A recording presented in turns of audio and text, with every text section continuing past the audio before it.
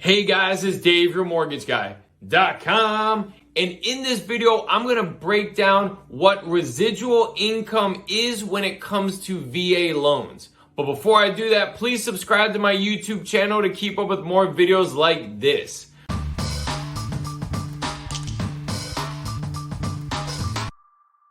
So when a veteran is applying and trying to get approved for a VA loan, one of the major factors that comes into play in getting approved is what's called residual income. So there needs to be a certain amount of leftover income in order for that loan to get approved. Now, the calculation is based on this. It's the income net, so after taxes, minus the housing, so your mortgage payment, any type of credit account, so car loans, credit cards, child support, things like that. Any child care, so if you're paying for preschool type activities that comes out of that.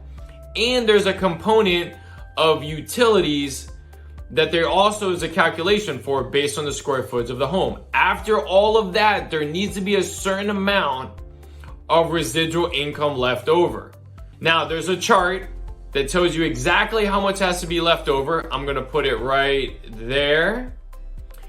And it's based on region. So I'm in the Houston, Texas area. So we're gonna go based on Texas is in the South region. So as you can see, one is gonna be an individual at $441 would be left over. If there's two, a married couple, $738. A family of four would be $1,003.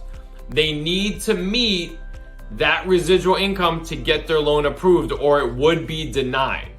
Couple additional things to keep in mind is if it's a higher debt to income ratio, many lenders are going to have an additional requirement for the residual income. So maybe 125% of that amount is needed because the debt ratio is higher.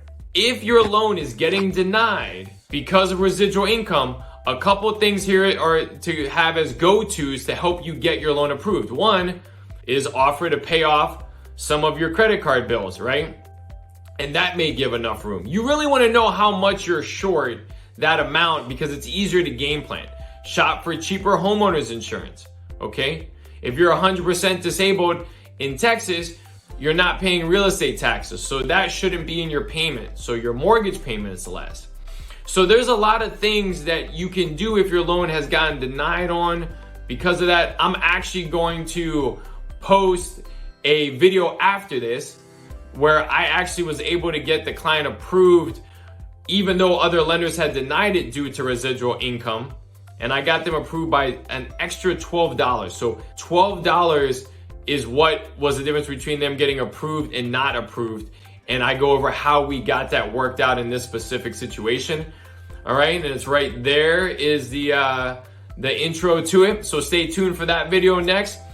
But keep in mind, this is a major factor going into getting approved for a VA loan. I just saw a scenario where a lender approved them, then they built a home, and now they're getting denied at closing because the loan officer did not calculate the residual income in the beginning, or they would have known that they didn't qualify. So this is a pretty serious topic that a lot of lenders don't talk about, and a lot of veterans don't know it exists. All right? Call or email if you need anything. Comment down below. Subscribe to my YouTube channel. If you find my videos helpful, I'd love to be your lender. Thanks, guys.